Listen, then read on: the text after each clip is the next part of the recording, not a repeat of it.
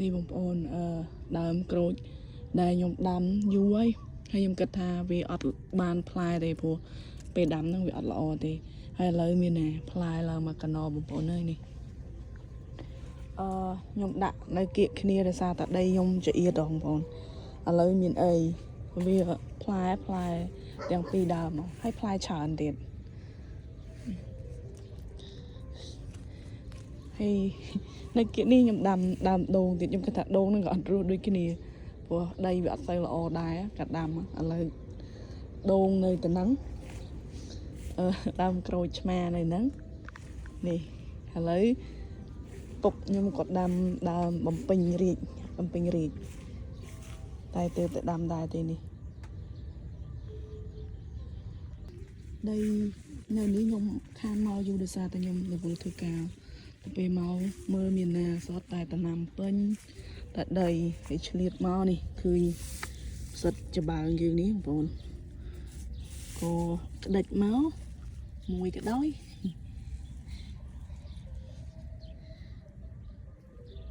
ចាំមើលយើងមើលទៀតគីឡូមានទៀតខានមកយូរបងប្អូននេះដីសតែតំណាំពុកក៏ដាំនេះម្ទេសនៅផ្ទះក្នុងនោះអត់មានម្ទេសហូបទេទិញទៅគេទេនៅក្រៅនេះទុំពុកខ្ញុំក៏ចេះតែដាំទៅបងប្អូនគាត់ឆ្លៀតដាំទៅមានអីដោះរបស់គាត់បានផលរបស់គាត់ហើយនិយាយពីដីផ្ទះខ្ញុំវិញបងប្អូនដីតែបន្តិចហើយមើលគាត់ធ្វើផ្ទះឡើង2 3កន្លែងនេះរោងគាត់មកសម្រាប់ថ្ងៃឡើងគាត់មកចាំតំណាំមកអីកំពូលហើយនេះនឹងគាត់កាប់ដាំអីទៀតទេគាត់អត់ចេះតនេទេទាំងម៉ែទាំងពុកចាស់អស់ហើយដីខ្ញុំទូចណាបងប្អូនដីផ្ទះខ្ញុំតើមានលុយបានធ្វើផ្ទះធំគេទេផ្ទះខ្ញុំទូចមែនទេនេះថ្ងៃនេះសម្រាប់ម៉ោង4បានមកមើលដីមើលចកាហើយនេះសដៃគួរល្អរបស់គាត់តា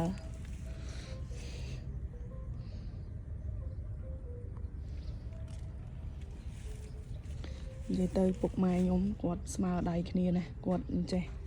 តនេទេគាត់មិនចេះនៅស្ងៀមទេធ្វើរហូតនេះដើមដូងទឺក្អូបខ្ញុំដាំកាលពីឆ្នាំទៅដូចជាទិញមក5ដើមអត់ល្អបងប្អូនដើមអត់ល្អខ្ញុំដាក់មកជួរណា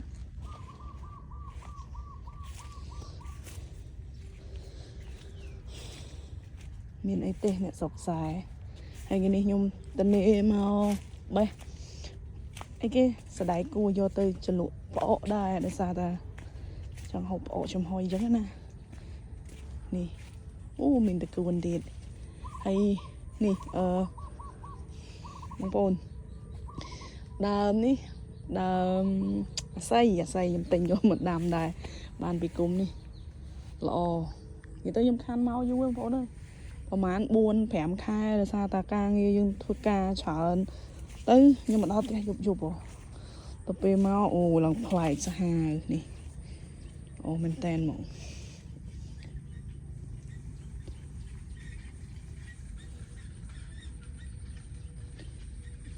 តាពាំងវិញកាត់បានស្ល3 4 ដងហើយតាពាំងដូចជានៅចំការខ្ញុំនៅនោះមាន2 គុំ 3 គុំទៀតតាមប៉ុន្តែនៅចំការខ្ញុំដាក់ឡើង11 គុំប៉ុន្តែវាអត់រស់មករស់នៅនេះឡើង2 គុំនឹងដីផ្ទះខ្ញុំទូទេបងប្អូនហើយនឹងមានតែប៉ុណ្្នឹងតែសភាពស្រុកខ្សែអ្នកចំការអូយអាមែនតានល្អណាស់បងប្អូនអើយល្អហើយនេះដើមអាស័យរបស់ដីគេនៅជាប់ខ្ញុំតែអត់ដែរប៉ះពាល់ទេបងប្អូនព្រោះអត់ចូលចិត្តបំពេញអ្នកដទៃបើទោះបីអត់មានតាពាំងស្លខ្លួនឯងក៏ដែរកាត់បោះគេដែរម៉ែពុកប្រាប់ថាកុំប្រើកុំកាត់បោះគេអញ្ចឹងយើងប្រើតែរបស់យើងទៅនេះហ្នឹងហើយបងប្អូនវីដេអូខ្ញុំក្នុង channel ឈុនលីនមានតែប៉ុណ្្នឹងទេអរគុណច្រើន